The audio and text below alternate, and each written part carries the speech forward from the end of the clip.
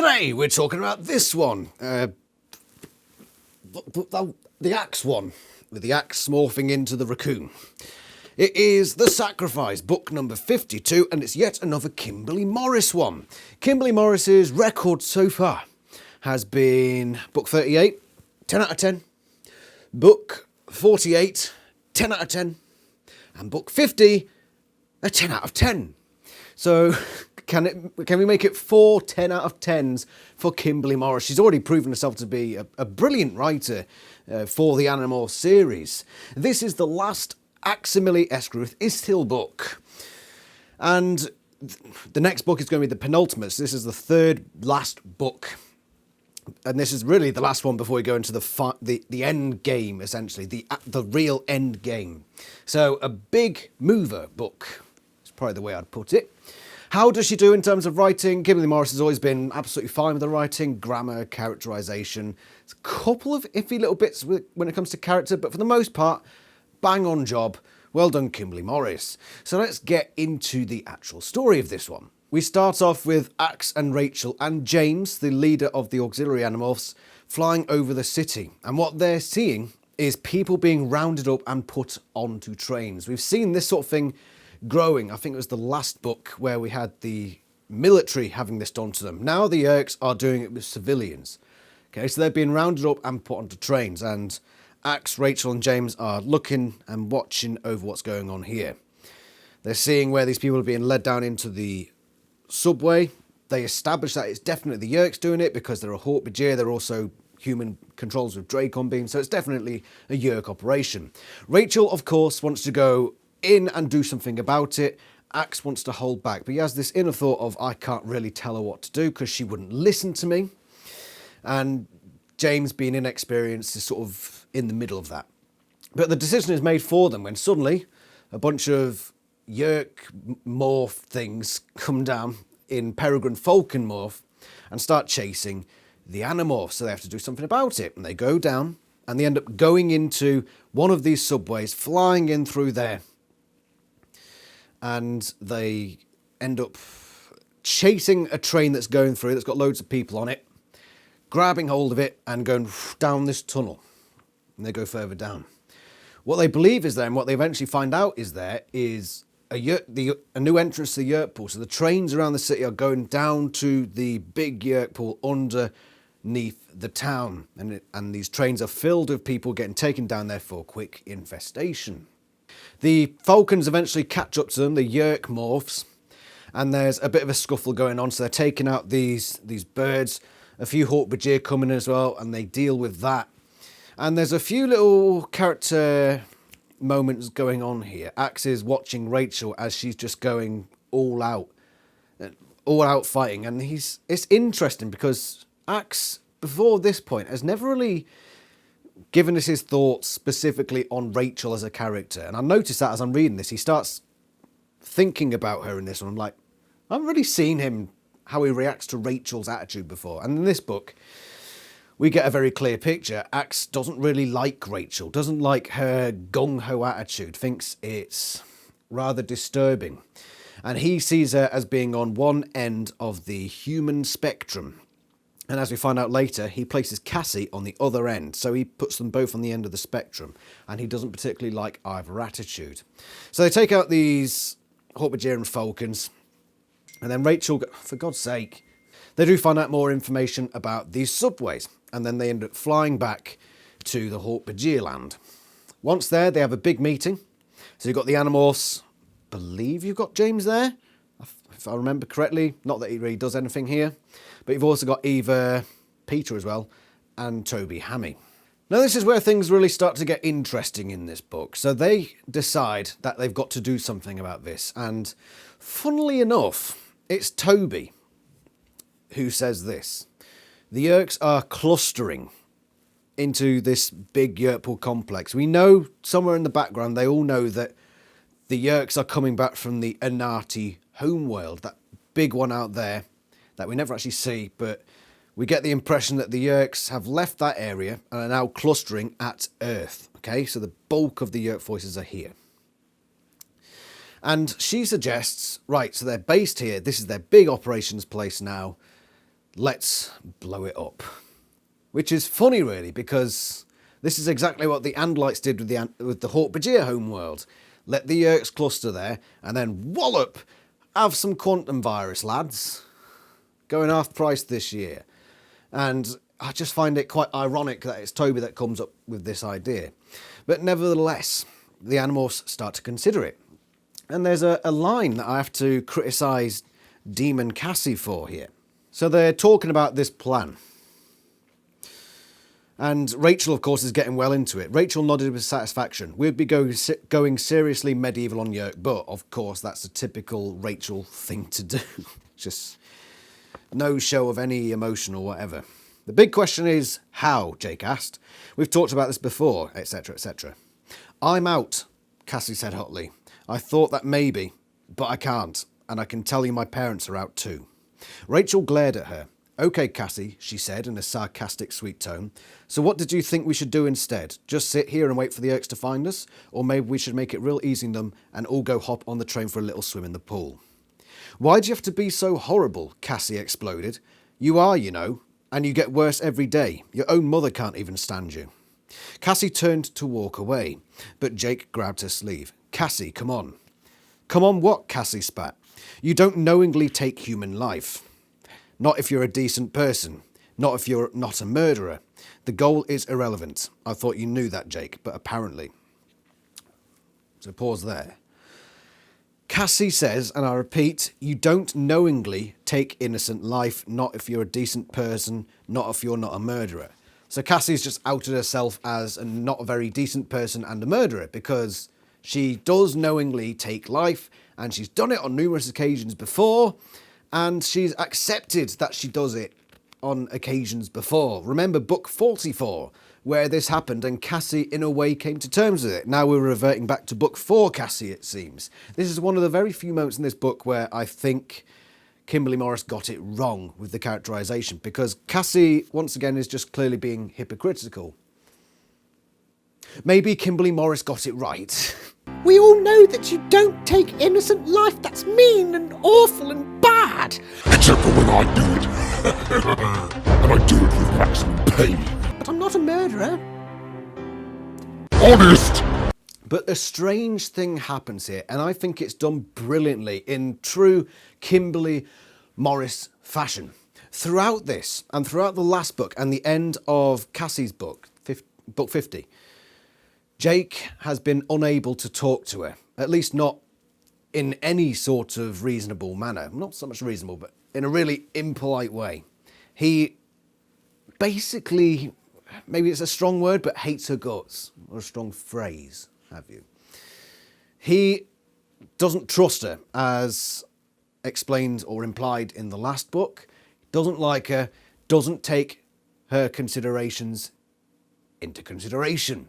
We've established that, and then suddenly, here, with the group gathered, and with this plan put forward, Cassie objecting, which is, I mean, it's, let's just pause there for a minute and say, book 44 was Cassie coming to terms with having to do things for what essentially amounts to the greater good, even if it means some personal sacrifice at the same time. So she's gone over that boundary, but now we've come to this, where it's blowing up the Yeerk pool with potentially thousands of innocent people in there.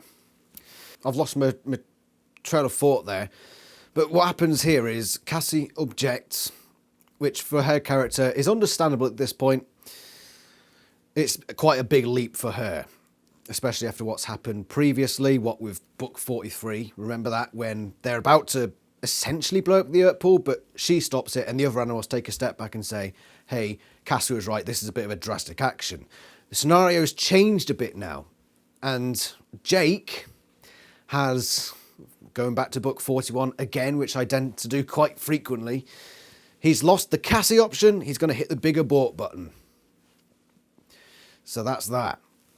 Although technically that happened before book 43. But yeah, the situation has now become very, very desperate, and much more so than it was back in book 43. But Jake suddenly, and almost inexplicably, changes his tone when it comes to Cassie. She's about to walk away, and suddenly he embraces her and starts to defend her. Starts to bring her back into the fold, said, I'm going to listen to Cassie's suggestion. And he does this for the rest of the book. Suddenly it's like the old Jake and Cassie again. A little bit of tension thrown in there, but it's... On the surface, you'd see that and think, what the bloody hell happened there? A minute ago, he's saying, I don't trust you. And now all of a sudden it's, yeah, Cassie, you're great. I love you. Let's take your ideas are the best ideas. Let's have you involved. Very, very important and a huge character moment for Jake. Why do I say that?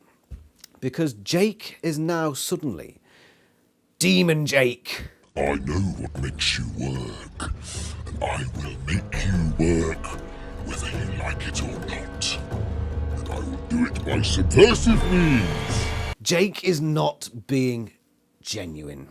Jake doesn't like Cassie, but he knows what makes her work.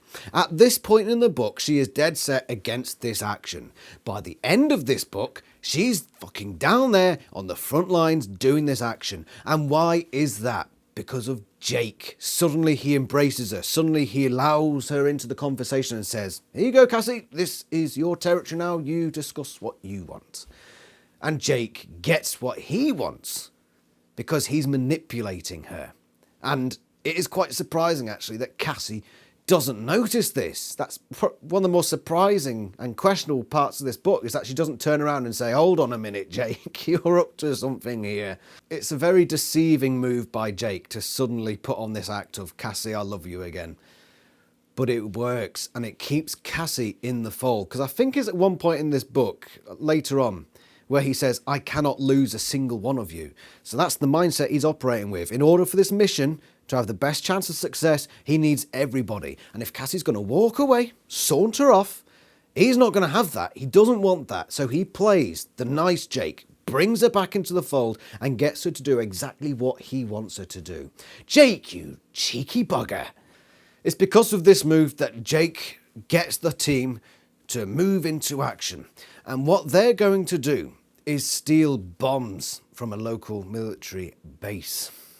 We don't hear anything from Lieutenant Colonel Larson or the governor. We find out later that they've been sent to rehab, of course.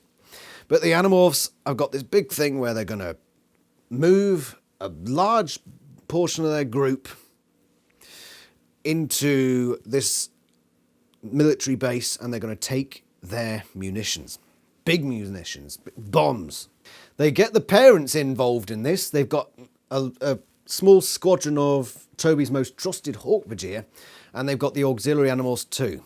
And Jake plans all this out, and he does a pretty fine job of it, I might add. This is a pretty high-scoring book for Jake. Spoiler. But they find a military outpost. They're doing, I forget exactly what they're doing, but a little convoy of military vehicles with their men there. And the parents, with a load of camping equipment led by Axe. Oh, I forgot something, but I'll come back to it. They go up to these military people and say, hey, we're lost. We've been lost here for 3 days. And they look all ragged and dishevelled. And the military guys say, yeah, come on, into the trucks. I'm going to take you back to the base to get you looked at. And Peter, Marco's father, says, oh, I've got chest pains. I've got serious chest pains. And so they're going to take him to the medical bit. So now they're all going into the military base. When they get to the military base, they spring into action. Okay? So they've got a load of warehouses where these bombs could potentially be, so they're going to check each one after the other. And the auxiliary morphs jump in to do that. The parents are going to take the vehicles, because what happens here is they enter the base, and then suddenly Toby's people will come down, take out the guards, and the parents will come from inside the back of the vehicles and take control of the drivers' positions, of course. And I just want to point out there's a Hawkvigear who's specifically mentioned by name, who we've never met before, and has a pretty strange name, Jolfami Selpik, and it's hyphenated, and I've never seen a Hawkvigear with that style of name before. But yeah, apparently Jolfami Selpik must be one of Toby's most trusted squadron members, so he/she is there, doing their thing. Don't really do anything else. It's a bit like Grath, that blue band Hawkbajir just appears once and is never actually given a role to actually fill. But whatever. We've got a new, there you go, we've got a named Hawkbajir. Well done all. Thank you, Kimberly Morris, I suppose. So they're knocking out these military guys and check out the warehouses, and eventually they find the bombs. And so they use the Hawkbajir, I can't bloody speak today, load these trucks with the weapons, the bombs, and start to drive away. But they've set off an alarm by moving these bombs, and a big squadron has arrived and is blocking off the exit. Rachel, in typical Rachel fashion, wants to just plough through them. Axe says, "Don't do this, Rachel," and tries to wrestle her away, and eventually they manage it and they stop just before they hit the captain, Captain Olsen. So he's the main military guy we're meeting now. Jake steps out of the convoy and walks up to him. Now this part I found particularly strange, because the captain sees stolen military trucks carrying stolen bombs, and he's just like, "Ha, you're just a kid. Ha ha ha. Laugh, men. Ha ha ha ha." What, really? If you fucking get on the ground now! That's what you wouldn't be giving it this all ha ha ha ha. He'd be like, ugh! He would be on his finger would be hovering over the trigger. I've just given myself a fucking sore throat. See, I did find it a bit strange how this captain reacted. Just sort of shrugging it. Ha ha ha! A child stealing our bombs and almost running me over. Oh, well, how jovial. A bit strange. But Captain Olsen gets addressed by Jake, who says, "Do you remember what the governor said? Remember what Lieutenant Colonel Olsen said?" Captain Olsen says, "Well, he was court-martialed for being a divvy, and she's the governor of California. Why the fuck would I trust anything she would say?" And Jake says, "Yeah, that's a fair point. But on this one occasion, she's correct." He's like, "Huh?" So Jake brings Axe around, and Axe demorphs. And suddenly, Captain Olsen decides to, see, you might have a point, And then Jake gives the whistle, Hawkbajir come out, and they're like, "Oh, it's a bit different." But Toby introduces herself to Captain Olsen, and Jake basically tells the story of the Yeerks and convinces Captain Olsen to join them. And part of that was him saying, "I can't let these bombs go without orders from my major." And Jake explains how, because of what's been said by the major, etc., etc., that the major is a Yeerk. And of course, being given this story, Captain Olsen decides, okay, this changes things somewhat. Okay, so he actually joins the Animorphs and helps take these bombs out and helps to arm them. He sends, I forget her name, Watson or something like that. No, it's not Watson.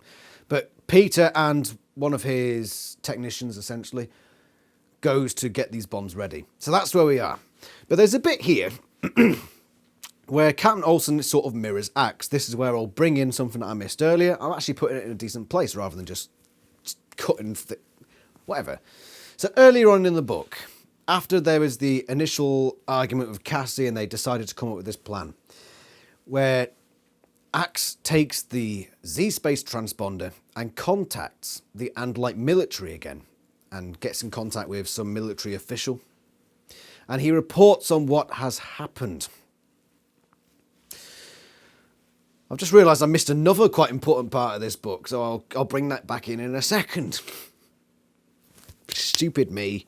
Axe reports on what has happened down on Earth, that they intend to blow up the pool ship.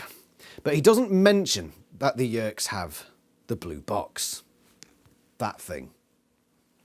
That's currently in Yeerk possession, as you can tell by the crappy little pool ship toy on top of the blue box. I like to make my background suit the book I'm talking about. tangent over. He informs them what's going on, and the Andalite military order to Aximili is don't do it. Get them to stop this because that will put us at a disadvantage. What we want to do is exactly what we've done a million times before, is cluster the Yerks and take care of them ourselves. They're going to quarantine Earth. Those were the precise words, quarantine Earth. And Axe essentially applies in his inner monologues that this means exactly what it meant for the Hawk-Bajir homeworld, which is utter destruction. Cluster the Yerks, just as they did on the Hawk-Bajir world, just as they did on Lyra, cluster the Yerks, and then blow it the fuck up. It tends to work, though morally questionable. So Axe is given that, and he considers it. He considers it. One of the things that's just happened in that discussion that we just had, that I missed, because I'm a divvy and a bit of a dipstick, is that Cassie reveals, finally, that she gave the blue box to the Yerks in order to save Jake/Tom/both/neither. Again, I still have my opinions, and I don't think Cassie is being absolutely truthful about why she does it. She gives this whole reason of, oh, I did it because I thought abstractly and philosophically, remember Aftran, remember all this. Whereas back when we actually read that book, it was just a case of, oh, I'm going to lose Jake, quick, jump in. There was none of that philosophical bullshit. Once again, Cassie likes to make up things. Remember, oh, when did she say it? It was in the teens. She said something like, I never acquired Rachel without permission. How dare you suggest such a thing? And then back in book 12, so we know that Cassie has some, she has memory loss. Let's just put it that way. Selective memory loss, yes. So it's not... Cassie now coming up with this excuse, this philosophical excuse. Yeah, it doesn't ring true to me. It's just Cassie justifying her actions. She can be a bit deceiving like that sometimes. So it's not beyond her. Where the hell was I again? Axe and definitely Rachel both are furious at Cassie at this point. They're both on the verge of just fucking walloping in the face. And Axe, when he's talking to her, when she's given this excuse, his tail blade just twitching, just on the verge of whack. No more, Cassie. No more. Stop. Cassie gone. Cassie gone. Cassie no more. Her head just blew off in a storm. Wink, wink. So let's draw this back to the Cat and Olsen thing. So Axe got these orders from his high command or whatever, somebody in the Andalite military. Don't let them do it. Stop them at whatever cost, because we have plans of our own. Captain Olsen is taking orders from his major, who's basically telling him to stay away from the city. And then suddenly, in comes this person to explain to him, this shit is going on, this shit is going on, this is the right thing to do. And Captain Olsen, who, by the way, is in the military, and in the military, you obey the orders of your superiors, given this new information, he decides, I should disregard what my major says, and listen to you, small demonic human being. And the similar thing happens with Axe in this book. He's got these orders from higher up, and suddenly he decides, actually no, I'm not going to follow your orders, I'm going to follow the orders of this demonic human being over here. Excellent. You all do as I say. I manipulate you. I own you. I make you do whatever I want. Now give me a background, you bastards! And I want ice cream. Ice cream now. Chocolate. Like chocolate. Remember, there's no chocolate, you die. And also, Batman would beat Superman. Just you fucking accept it. Okay? So now that I've filled in all the gaps that I left earlier on in the review, let's carry on. So they eventually put this plan into action, and they're going to go down to the subway and fill a train with these bombs. So they fill up the convoy with suitable personnel, including, again, the auxiliaries, Hawk, Bajir. The parents are back home now. They've gone away. And they go to this subway, take out the guards around it, because Captain Olsen provides the distraction, comes up and says, and his major's there actually, funnily enough, conveniently enough. His major comes out and says, "You've had strict orders, and if you don't follow them, I'll be very, very angry." Captain Olsen says, "Fuck you." And Marco comes behind and gives him a good wallop around the chops. They rush down into this subway. And just as this train is going past, this part seemed a bit weird because they all just sort of gathered in front of this, on this platform. The Animorphs in their battle morphs, the auxiliary Animorphs in their battle morphs, the Hawk Bajir are there as well. And this train comes along and just suddenly decides to stop, and does so in time because that's apparently how trains work again. Thank you, book 51, for your bullshit, wherever you are. Oh, you're there. Same book, different author.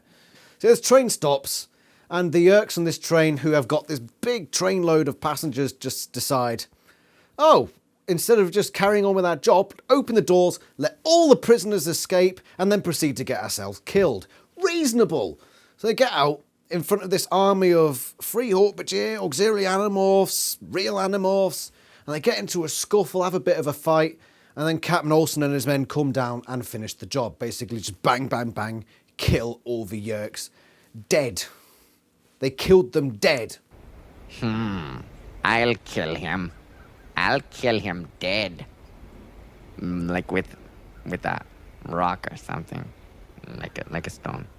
And so they quickly load these bombs onto the train. And Jake says, right, 3 of you go on this train, make sure it gets to the destination, make sure it gets set off, and get out as fast as you can. And Axe decides that he wants to go. Rachel says that she wants to go, but Jake says no. Sends Marco along because he would enjoy the ride, whatever the fuck that means, Jake. And then sends Cassie as well. Remember Cassie, the one who objected. Now she's going to go down there. She's going to do it because Manipulator Jake says, You will do as I say. I control you like a puppet. You are like Joe Biden to me. By the way, I just want to, just looking at my notes, there's this weird part, and it's just a very quick point. It's 265, page 265, where they're just about to get into this battle that I just went over, because once again I forgot a bit. Fucking, I don't know what's wrong with me today. These human controllers step out of this train and say, right, we're going to fight you. Start morphing, everyone.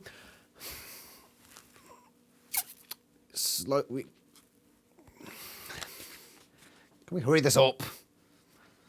Just give me a second. I'm morphing. Jesus Christ. We'll be there in a minute. Fox, are you my fucking mother or something? Just give me a fucking minute. Morphing here. The Animorphs and all the other team are just watching them. And Jake, Rachel's voice was shrill. Let's get them before they're in battle morphs. No! We give them a fair fight. We fight the Yerks. We don't become them. This is the second part where I think Kimberly Morris gets it a bit wrong, because Jake's long past that state of mind now. Let's give them a fair fight. You're about to blow up the fucking Yerk pool and you've worried about a fair fight. Jake, come on now. Fuck's sake, what is that all about? Yeah, not a great moment for this book, but thankfully there's those bad moments are few and far between. So Axe, Marco and Cassie flying down this train. Chugga, chugga, chugga. Not so much chugga, chugga. A bit chugga, chugga, chugga. Trains go chugga, chugga, chugga. Going down the line. And suddenly the 3 random Hawk Bajir show up on the train. And they're like, oh, we must have missed them. Where were they earlier? I don't know, fucking just magicked out of nowhere. And once this is a bad part of the book, and it's completely pointless. This little scene where Hork-Bajir come in and the Animorphs survive and then they carry on their journey. Do you know why it's bad? Because it has the strangest Deus Ex Machina of probably the whole series, and by extension probably one of the worst as well. Because these Hork-Bajir are approaching, we're blue bands, we're fucking hard as nails, you better watch out for us, we're coming for you, diddly-do, we're gonna screw you. No. Oh, we shall slice you till you cry. And then suddenly, remember they were in a fucking tunnel. Zooming down this line at full speed, they're in a fucking tunnel. And then suddenly, James comes in as a bird, flaps around in a circle, and the Hork-Bajir just whoopsie daisy, and then they die. And James flies back out again. And it's just like, what? What the fuck just happened? How? It made no sense. Why was he there? What? Why were they there? Who was? Why this? Who? Why? How? And when? It's just the weirdest Deus Ex Machina that was just completely unnecessary. We didn't need the fucking fee-fi-fo-fum Hork-Bajir in there, whoopsie-daisy and static electricity. We didn't need it. And yeah, this book is trying not to be a 10 out of 10 at this point. It's trying, and it's close to getting there. So the Animorphs decide to morph small as the train comes into the Earth pool, flies in, jackknifes into the pool, and splashity splonk lands in the pool. Before they'd done that, before he'd fully morphed, he had pressed the last key on the fucking secret code that sets the bomb going, gives them 5 minutes, and then they demorph, step out onto this train. Everyone's in fucking panic mode in this yurt pool. And Cassie is like, "Oi! Pay attention to me! Why is nobody listening to... Fucking listen to me!" And Axe is just sitting there in the background thinking, I'm capable of thought speak because I'm Axe. Cassie, could you fucking raise your voice a bit? If only I could use my thought speak right about now.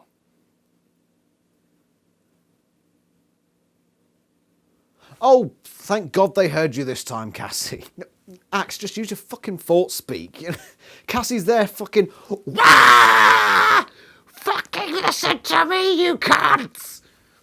And Axe can just go, hello, and everyone looks. Axe, come on, use your fucking brain, unless you deliberately wanted to give her a sore throat. He probably didn't even have any strepsils either. What an inconsiderate bollock. They tell everyone, and then suddenly the yurt pool is just... Everyone's clearing the area. Flying left, out they go. Everyone's getting trampled. It's like Hillsborough in that place. And then Vista 3 shows up in a wacky morph, and Marcus says, "You're going to blow up, mate." And he scurries off. Well, he goes under the water again, and that's the last we see of him. He didn't need to be there, not really. It's just, yet again, another scene that wasn't really that necessary, but was in there anyway. And then the Animorphs go bird. They help the controllers who are smashing open these cages, and everyone's basically, it's just a free-for-all now. They're all running, and they fly out just as the bombs go boom, and the place goes crash, and everyone goes, ah. And then we end the book with the Animorphs looking over the destruction that has become of their once lovely town. And they wanted to blow up the yurt pool since basically the beginning of the series, and now they've finally achieved it. They've blown up the yurt pool, the big epicenter of this horrible Yeerk invasion. And they look down at this town where the yurt pool was, and the entire town is basically a crater. And there are bodies everywhere, dead people everywhere. And the emergency services are coming in, the military are there. And they're just looking at this thinking, we did it, but what's become of us? Look what we've done. It was a victory, but this is what victory looks like. And it's it's true of war, essentially. You know, you can win the war, but at what cost? At what cost do you win a war? And yeah, it's a very bitter note to end the book on. But Jake, at this point, he basically says, let's get back to camp. Let's all just go back. And this was all Jake's doing. And he, of all of them, seems the least affected by it. He's just like, yeah, let's crack on. Next task. At least that's the impression I got. And then they fly off, and that is the end of the book. Wow, okay. You may notice that this is the final act's narration. So this should be the culmination of all his character development, the rounding off his character arc. And I've hardly talked about him. There is some stuff in here. He contacts the Andalite military again, I believe. And eventually he decided to essentially disobey them. At the start of this book, he hated Cassie, but by the end of it, he was coming around to her way of thinking. And that way of thinking is essentially as follows. Logic and the right thing are not always necessarily the same thing. What is right and what is logical can be separate things. And Cassie tends to err on the side of what is the right thing to do. And that's what she thought she was doing when she eventually let the blue box get away with Tom. And Axe at first hated that. Absolutely hated that. But he saw that Rachel was operating from the point of logic. Because earlier in the book, he had allowed one of the Yerk Falcon things to get away, who was saying, oh, I've got 5 minutes left, I can be free of all this. And he believes that Rachel chased down that Falcon and killed him. / her. You know, not judging. But he doesn't like either of these two positions, but he finds that he's starting to err towards Cassie. That sometimes you have to do what is right rather than what is logical. Much like Captain Olsen did earlier. His logic would be telling him, I've got to follow my orders from the Major. Because that's my duty, that's my job. And this demonic human stranger comes up to me and says, do this. And he decides that it's right. That he wants to do what is right rather than what is logical. And that's what this book is largely about. I mean, we've sort of had it before. Which is why I didn't talk about it that much. Because it is something we've had quite a few times before, deciding between what is right and what is logical. That's a large part of what Marco's all about. So, and Axe's character arc, after reading this book, I've decided that he's got a really weak character arc. Because pretty much, I'd say most of the Axe books, what's the problem that he's having? Oh, I'm really loyal to the Andalites. And then by the end of the book, he says, but I'm going to side with the humans. Remember book 18? Oh, I'm going to side with the Andalites. And then by the end of the book, he's like, you are my prince, Prince Jake. That's basically every Axe book. And it's nothing new here.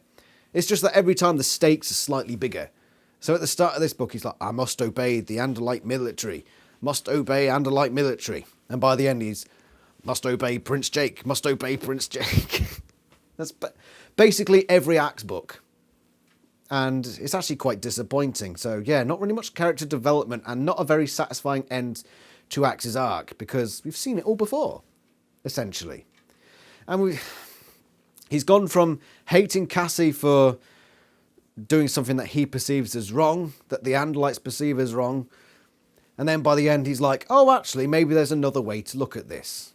Again, we've covered this ground before, so you know, a great rounding off of Axe's character. What is good character development, though, is Jake. Once again, Manipulator Jake, Demon Jake, has entered the fray now. He's manipulated Cassie. He's basically manipulated everyone to be on his side. No longer is it about the relationships. We essentially saw the beginning of this Jake back in 47 when he fought the Visser 3 monster at the end of that book. There was a very metaphorical bit in there about it. Jake has abandoned personal relationships. That's all gone, especially now that his family are essentially gone, who could well be dead at this point, by the way, because the Yerkpool got blown up. Jake says, not having that anymore. I am purely for the fight. I don't care if I have to manipulate my way to victory or not. And that is incredibly important, I think. Incredibly important. So how do I rate Jake's leadership? There was a lot of interesting stuff in this book. There was also a part where they're at the military base, and Marco decides he's going to go save Peter, his dad, who went to the medical bit, remember? And he starts running off, and Jake says, no. Marco, but I'm not, use that for... No. You will do as you say, or do as I say. And Marco's just like, okay. Okay. Yeah, that was very, probably the most forceful we've seen Jake, apart from maybe book 35. Remember book 35 where he just fucking laid into Cassie towards the end of that book? That was a brilliant moment. I love that moment. But yes, once again, just forceful Jake comes into play. And I thought that was very good. The plan itself worked very well. And he was able to manipulate those around him. But is manipulation... is that a positive for his leadership score or a negative? It depends how you look at it, because nobody wants a manipulative leader, do they? You don't want a manipulative leader, but sometimes being manipulative works out for the best for the given task at hand. So it's almost a neutral thing, so I can't count it towards the final score, but he worked the plan well, he kept his team going, he gave them the motivation, whether by proper means or not. I'm going to give him a 9 out of 10 for this one. Jake, Demon Jake, you're a pretty good leader. A questionable individual, but a damn fine leader. As for the book, I can't give it a 10 out of 10 for the reasons I've mentioned. The large one being the lack of real rounding off of acts. Not so much the lack of rounding off, just the lack of Axe, anything new with Axe. You could say it's rounded off his character, but if you're going to say that this is his character being rounded off, then his character was rounded off in every other book that he narrated. His character was rounded off in book 18, essentially. And then they just rewound the clock and started him again in the next book. He's like a Simpsons. He's like a series of The Simpsons, you know, that just resets with every episode. That's what Axe is. And it's quite disappointing. But I will look more into Axe's character in a future analysis, or analysis, as it shall be called. Spoiler alert for a future series on this channel. Analysis, where I shall be looking into basically every character, every race, every ship, everything. Everything's going to have an analysis video specifically for it. So look forward to that. That could be interesting. So yeah, the book, it's not a 10 out of 10 largely for that. The Deus Ex Machina on the train was just bizarre and weirdly placed. A couple of dodgy character moments, but it's a solid 9 out of 10. A very good book. And the next one will be The Answer, which is the penultimate Animorphs book. Oh, it's going to get juicy, but it's waiting down there for me. So yeah, this is a very good book, and it's actually quite a shame that Kimberly Morris doesn't get 4 10 out of 10s, because that would have been unprecedented. But yeah, you slipped a little bit on that last one, Kimberly, but nevertheless, fantastic book. And I'm looking forward to the next one. So that was The Sacrifice. I've probably missed some things. There's one thing I just want to point out. I've really not been keeping to my list today very well, have I? Just one last thing.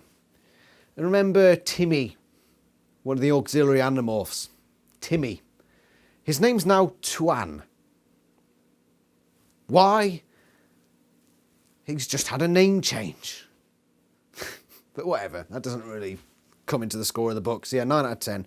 Great stuff, and I shall see you next time. Ta-ra!